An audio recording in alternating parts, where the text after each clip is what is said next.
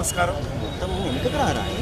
మన ప్రియతమ ప్రధానమంత్రి నరేంద్ర మోడీ గారి 75వ జన్మదిన సందర్భంగా దేశవ్యాప్తంగా అనేక రకాల సేవా కార్యక్రమాలు, ప్రజలను చైతన్యం చేసేటువంటి కార్యక్రమాలు మరి పార్టీ తరఫున, పార్టీ రహితంగా, నాన్ పొలిటికల్గా కూడా నిర్వహిస్తూ ఉన్నాం.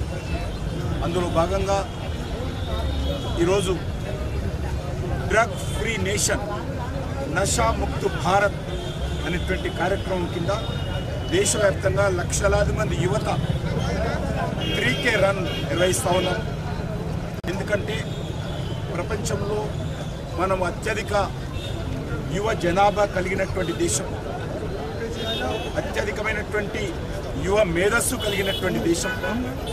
మన యువత యొక్క భవిష్యత్తును, దేశ భవిష్యత్తును రక్షించుకోవాలి.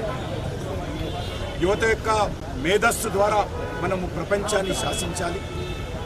కానీ మరి ఈరోజు అనేక ప్రభుత్వ పాఠశాలలు కానీ, ప్రైవేట్ పాఠశాలల నుంచి మొదలు పెడితే యూనివర్సిటీస్ వరకు, ఒక మరి పాలిటెక్నిక్ నుంచి ఐటీ వరకు కూడా మన యువత డ్రగ్స్ బానిసలయ్యారు. యువశక్తి నిర్వీర్యం అవుతూ ఉంది. దేశ అభివృద్ధికి, తన వ్యక్తిగతంగా తన అభివృద్ధి కూడా ఈ యొక్క డ్రగ్స్ శత్రువుగా మారింది, అడ్డంకిగా మారింది. కాబట్టి ఈ యొక్క డ్రగ్స్ను మనమందరము సమైక్యంగా ఎదుర్కోవాల్సినటువంటి అవసరం ఉంది. దీన్ని పూర్తిగా నిర్మూలించాల్సిన అవసరం ఉంది.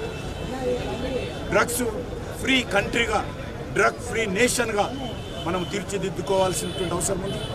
ఒక్కసారి మనము డ్రగ్స్ను పూర్తిగా అరికట్టినట్లయితే ప్రపంచంలో భారతదేశానికి తిరుగుండదు.